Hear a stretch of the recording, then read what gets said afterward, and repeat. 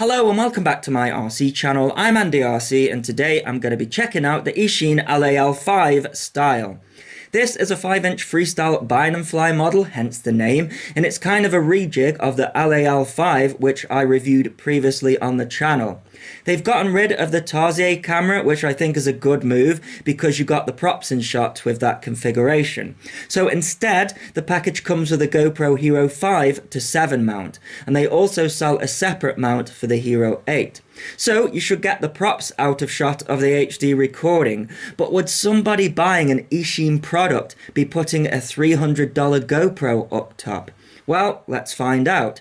It's available in a 4S or 6S configuration, and this is the 6S version.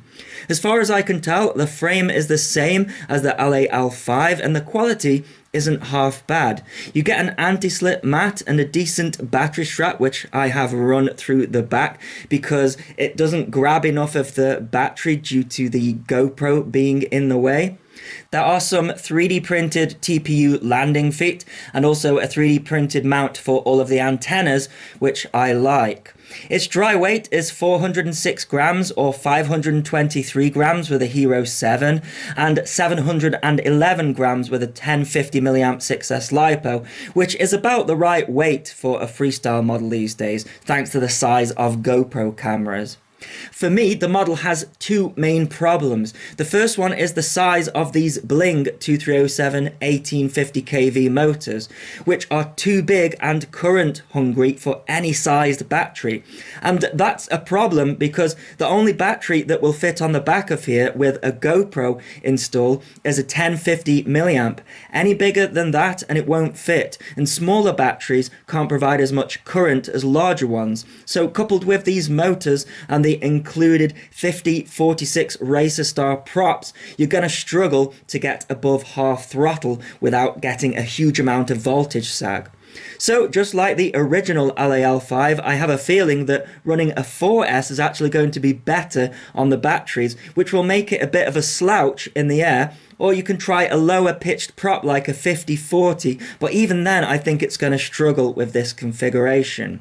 But when it comes to all of the other components, I don't really have many complaints. The stack is made up of a 50 amp BL Heli 32 4-in-1 ESC with a capacitor attached to it. And the flight controller is an F4 with built-in Bluetooth for the SpeedyBee app. Everything is soft mounted. The only thing I noticed is that the board placement seems a little bit wonky, but it doesn't seem to affect the flight characteristics. As with most Eachine products, the Betaflight setup needs some work. It's come flash with version 4.03 with 2 spare UARTs for expansion, and it's also set up with D-Shot 1200 but with no RPM filtering. I had to change the digital idle from 2.5 to 5.5 to stop death rolls, which is an important thing everybody should do. They're using the stock PIDs and stock rates, which you can kind of get away with on a 5-inch as that's what Betaflight's stock settings are aimed at. The modes tab needed setting up as they just had angle mode turned on permanently with no lost model alarm set up, although flip over after crash was enabled. The on-screen display wasn't terrible, I just added a flight timer as they had missed that.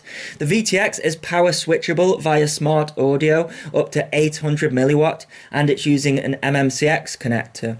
The only thing I noticed is that the underside of the heat shield is rubbing on the top of the flight controller, so it could do with longer standoffs.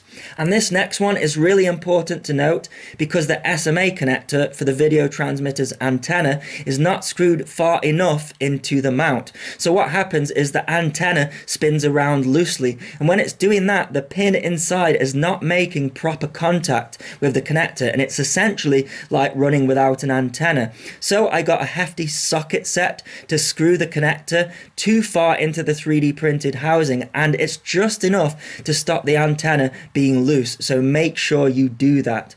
Now you do get a lot for your money with this product, to the point where you could even buy some different motors and you would still be saving. But my personal opinion would be to spend a little bit more on something like the iFlight Nazgul 5 because it's a more reputable brand with better quality components. Lastly, we have the Fpv camera, which is the Kydex Ratel, and there's not much more to say about it that's not already been said. It's known as one of the best analog FPV cameras on the market. Okay, let's take a look at some raw flight footage.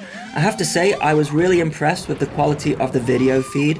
It's hard not to suffer a load of noise with 6S, but it seems that Eachine have done a pretty good job here. The only thing I'm really struggling with is my battery voltage.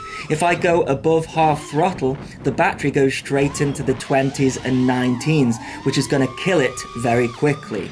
It really needs a throttle limit on it with 6S. I did try to do a flight with a 4S pack, but it felt really sluggish with the GoPro on top. But I actually think people buying this product aren't going to throw a GoPro on it, in which case, with less weight, it might be easier on the battery. The tune wasn't too bad either. There were no oscillations or bobbing. The only thing I noticed was some movement on the eye gain, so that needs a bit of a tune. But I felt confident enough to stick my Hero 7 on there no problem.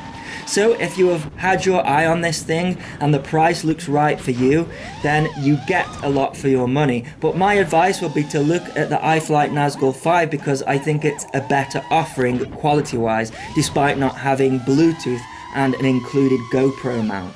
The flight time is short due to the current hogging motors at around 3 minutes long. And there you go, that is my review of the Eachine LAL 5 style. If you wish to get one, I'll put a link in the video description as well as a pinned comment. And as always, thanks so much for watching. Please continue to subscribe. Cheers.